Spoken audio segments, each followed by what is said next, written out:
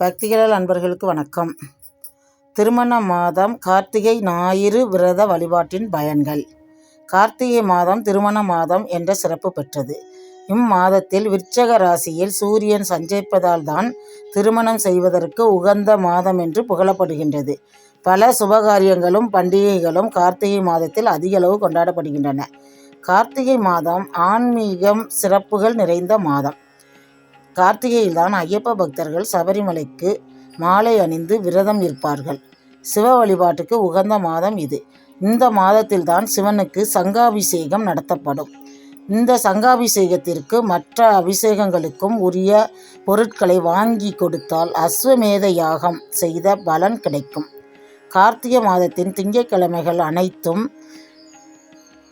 அனைத்திலும் நடைபெறும் சிவ வழிபாடு சிறப்பு பெற்றது. சோமவார விரதம் இருப்பது சிவபெருமானின் அருளை முழுவதுமாக பெற்றுத்தரும். தீப திருநாளான திருக்கார்த்திகை திருவிழா கார்த்திகையில் கொண்டாடப்படுகிறது. திருவண்ணாமலையில் பரணி தீபம் ஏற்றப்படுகிறது. மகாவிஷ்ணு பிரம்மா இருவருக்கும் ஜோதி புலம்பாய் சிவபெருமான் காட்சி அளித்த மாதம் கார்த்திகை ஆகும். திருவண்ணாமலையை கார்த்திகை பௌர்ணமி அன்று தேவர்களும் ரிஷிகளும் முனிவர்களும் இந்திரன், வருணன், வாயு, குபேரன், யமன் ஆகியோரும் வலம் வந்திருக்கிறார்கள். மகாவிஷ்ணு மகாலட்சுமியுடன் வலம் வந்திருப்பதாக புராணங்கள் கூறுகின்றன. முருகப்பெருமானை வழிபடவும் கார்த்திகை மிகவும் ஏற்ற மாதம். முருகப்பெருமானை நினைத்து கார்த்திகை மாத கிருத்திகை நட்சத்திரம் தொடங்கி ஒவ்வொரு மாதமும் கார்த்திகை நட்சத்திரத்தில் விரதம் கடைபிடிக்கப்படுகிறது. முருகப்பெருமானை வளர்த்த கார்த்திகை பெண்களின் நினைவாகவும் இந்த திருநாள் வழிபாட்டுக்குரியதாகிறது. இந்நாளில் கிழக்கு நோக்கி தீபம் ஏற்றினால் கஷ்டங்கள் விலகும். மேற்கு திசை நோக்கி ஏற்றினால் கடன் தொல்லை நீங்கும் என்பது ஐதீகம். கார்த்திகை மாத துவாதசி நாளில் மகாவிஷ்ணு துளசி தேவியை திருமணம் செய்து கொண்டார் என்பது ஐதீகம். எனவே கார்த்திகை மாதம் முழுவதும் துளசியால் மகாவிஷ்ணுவை பூஜை செய்து வழிபட்டால் நிறைவான வாழ்வை தருவார். சோளிங்கர் நரசிம்ம பெருமான் கண் திறக்கும் மாதம் கார்த்திகை. அந்த மாதத்தில் நரசிம்மரை வழிபாடு செய்தால் சகல தொல்லைகளும் நீங்கும் என்பது ஐதீகம்.